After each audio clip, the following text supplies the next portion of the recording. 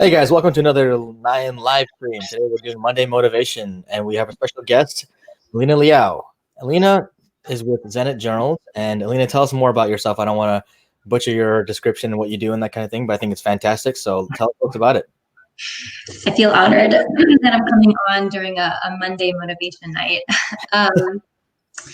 So hi everyone. I'm Alina, founder of Zenit. And I launched Zenit last summer. So I made it through my first year. Whew. And Zenit is a wellness company, and my mission is to make wellness accessible to everyone. So where this comes from for me, I grew up in a family where mental health and wellness wasn't a thing. I'm a daughter of immigrants, and the focus was like surviving, providing, and achieving. But I struggled with my own mental health. I have family members who struggled with mental health, but it was just never talked about, and that was a norm. But as an adult, thankfully I've gotten exposed to mental health and wellness resources, have, been in my own healing journey and process. And so, my passion, that really has fueled my passion around finding creative ways to make mental health and wellness accessible. I deeply empathize with folks who feel like, well, my feeling or my well-being doesn't matter. And I'm just here to say that it does. Like, absolutely, our mental health and wellness is not a privilege. It's not a luxury, even if you might think it is. It's a right. We all have the right to be happy and healthy. So kind of focusing on Zenit then. Last year before I started Zenit, I was like transitioning from another nonprofit I had co-founded. It was just a really, really hard time for me. I was working with a therapist and a coach, doing all the work and taking time for myself. And they both continue to recommend that I journal. And journaling is something that I had known for years would be good for me. Maybe some of you relate to that. But I always struggled to start and keep it up. With a blank page, it just felt like I didn't have the time to journal every day, or the idea of writing everything in my head just felt overwhelming. So I never really kept it up. But last year, I came up with a few prompts that were specific to some of the things I was working on. They were like, how am I honoring what I want? What serves me today? What am I learning? Super simple prompts. And then I would write them in a blank journal. And once I started to write them, journaling went from impossible to easy. Like, I really was doing it almost every day and getting the emotional kind of release from journaling in the moment, and a lot of the clarity in around like what was driving how I was feeling and my behaviors. And it really changed my life. So one day, as I was writing those same prompts in my journal, I just thought, man, it'd be really nice if my journal had these prompts in them. And that sparked the idea for what is now Zenit, a way for every individual to have a unique, customized journal that has prompts tailored to you and what you're working on for your well-being. So, for example, I got a lot to show off. These are all three of my journals that I've gone through. These are my first two.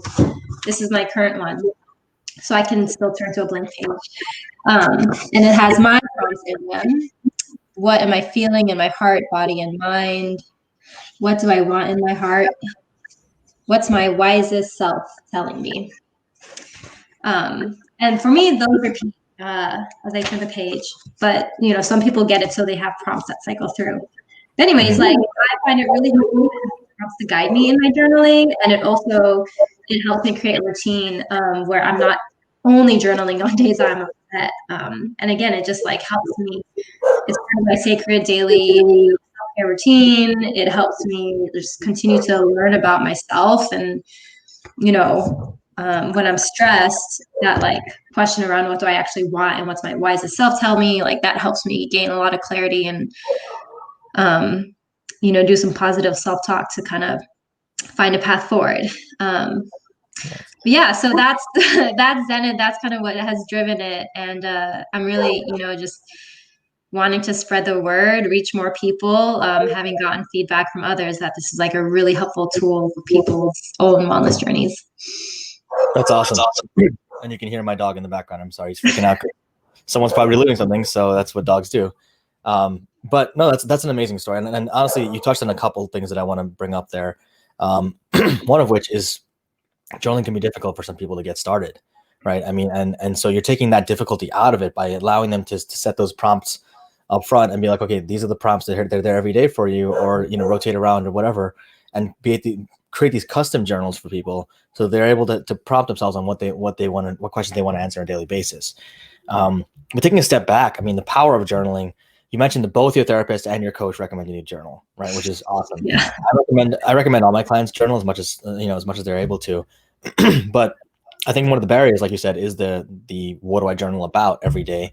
I tend to give my clients prompts, but the power of journaling can't be overstated. I mean, especially by hand, like writing it by hand. The studies have shown that when you write by hand, your brain processes things a lot differently than when you type it up, or even when you're talking about stuff. And so the ability to process things and make it therapeutic is much stronger when you write it by hand.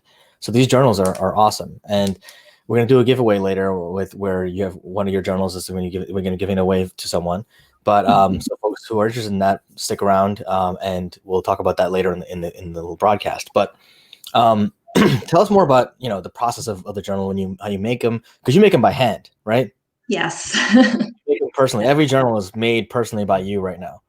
Yeah, that's right. It's a labor of love. Crazy in a cool way. It's awesome. So Yeah. tell us more about the process. Like, how do you go about from start to finish? Like, someone places an order with you, right? What's the process like? How does it work? And then how do you actually go and make the journals and pick out everything about them? Yeah, I mean, before I even make the journal and you've placed your order, when you go to my website, zenitjournals.com, and you choose to customize a journal or a planner, you'll see like a menu. I call it a menu of prompts. And that's a menu of prompts that I've developed, and they're all based on like training I've received in mental health and coaching practices. And they're designed to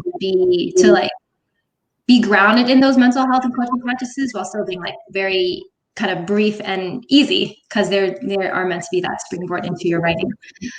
So there's that. And then, okay, once you choose the prompts you like, you add your favorite affirmations, and I get your order, I make your journal.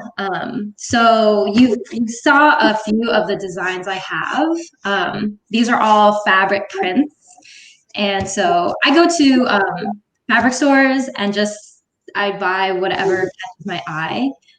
But I choose fabrics that are vibrant and that are inspirational to look at. I want you to feel happy and proud when you see and hold your journal, because the philosophy behind it is that what we put in our journal is real work, and we deserve to feel proud, and we deserve to feel pride and joy in the work we do for mental health. So I choose the fabrics. I make the covers, and then once you submit the prompts that you want, I'll like put together the pages, print, fold, bind them. Right now it's just me, and these are journals that lay flat, which means they have to be bound in a really special way, so like sewn with needle and thread. And then like trim the pages, the corners get nice and rounded so it has that clean look. Yeah. Oh, and then one thing that's fun is that like each customized journal or planner has this number, and the idea behind that is that, again, like every single one of these Zenit journals are 100% unique because you choose it. It's you and the pages. So that was the idea behind that. Yeah, I mean, like my vision is to obviously grow and take this beyond me sewing with needle and thread. But I want to create a space where I have more equipment, where I have a team, I have, a skilled labor force here. I'm in DC, so like want to create meaningful jobs creating these customized journals, because it really is a special thing, kind of making the journals, and also like putting together something where you can see the prompt someone chose, you can see the mantra they have submitted to be included. You know, it's like, wow, this is part of someone's healing journey, and it's just a really special feeling each time I make one and I see someone's unique customizations. That is awesome. That's really, really cool. So as far as customization options go, right? I mean, what kinds of prompts do you think are the most common that people, request when you order these journals?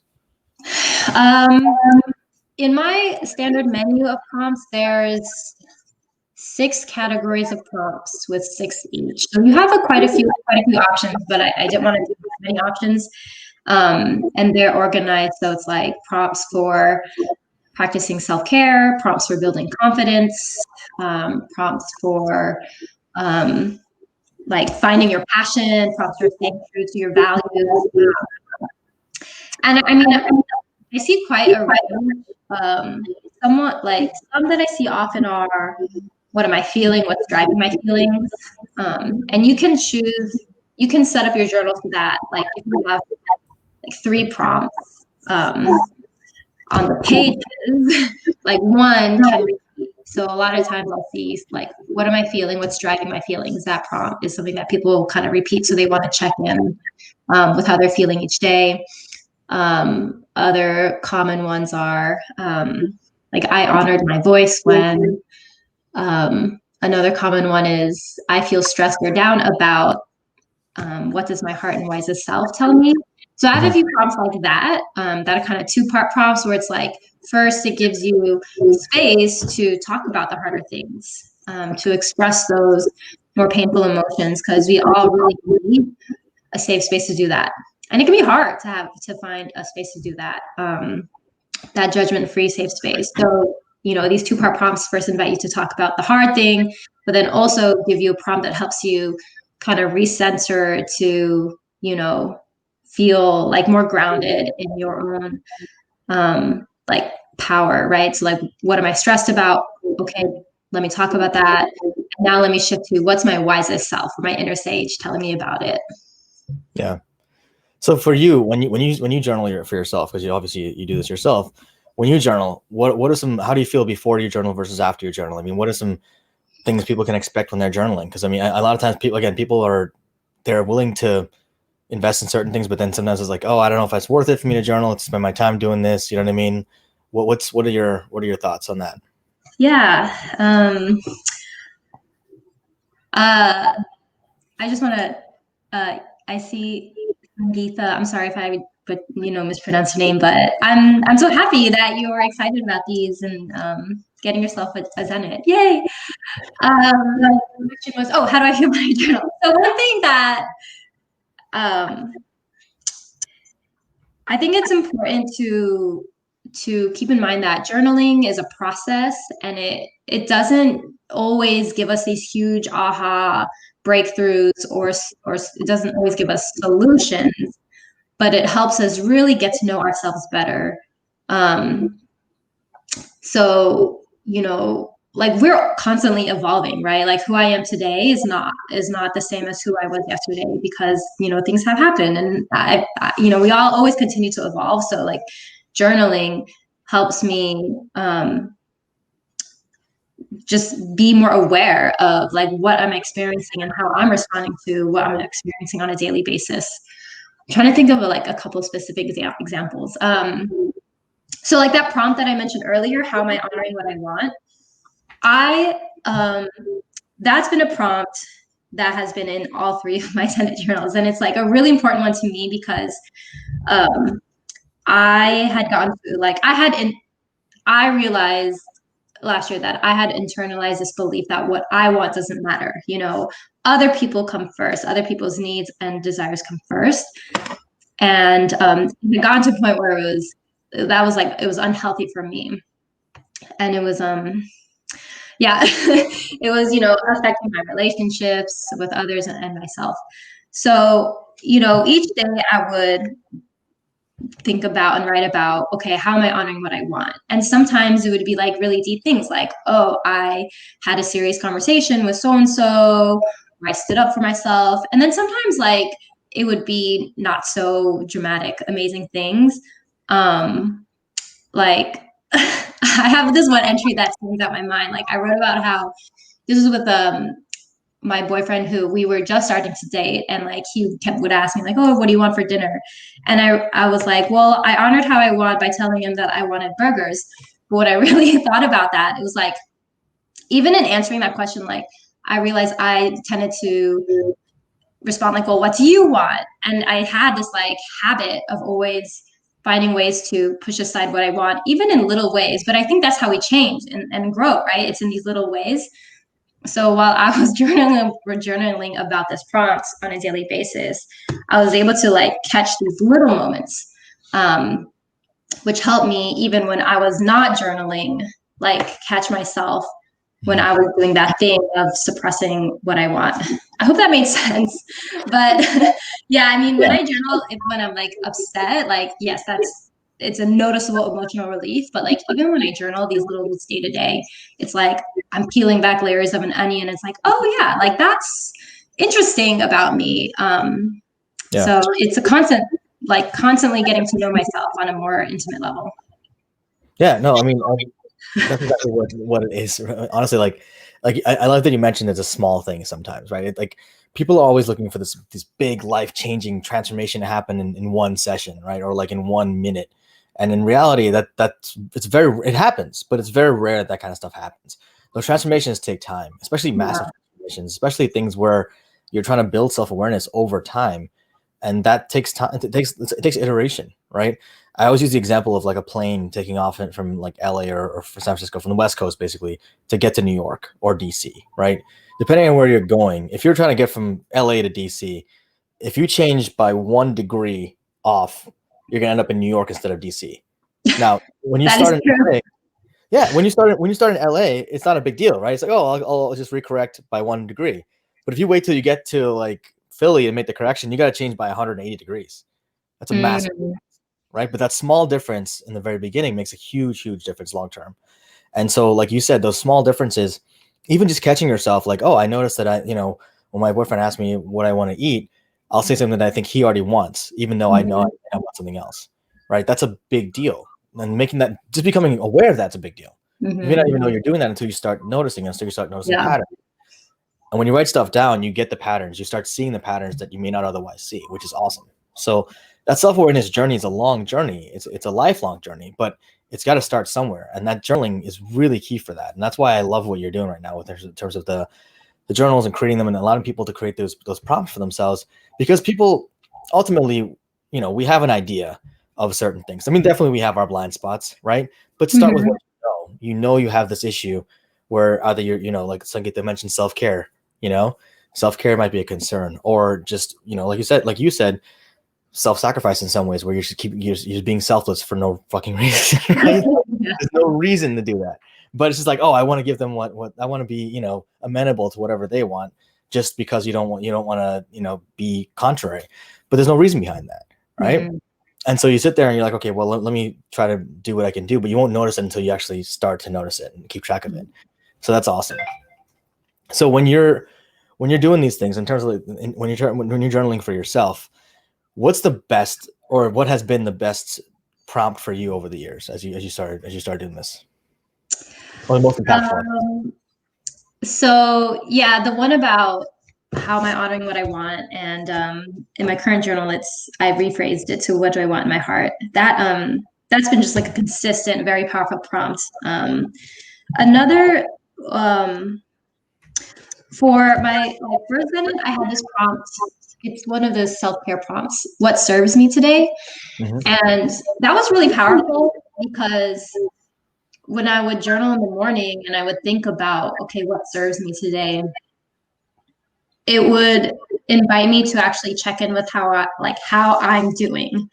And I realized as I started to use that prompt, I never really allowed myself to do that. I would just be like, here's what I need to do today. Here's my to-dos. Hit the ground running. So that question, what serves me today, was like a 180 change in mindset. And it just helped me get in tune with myself, right? Like if I felt tired, I'd be like, okay, I think I need to take it slow today and, take a walk in the sun or, be outside. And if I felt energized, I'd be like, oh, I want to be creative and, do XYZ today.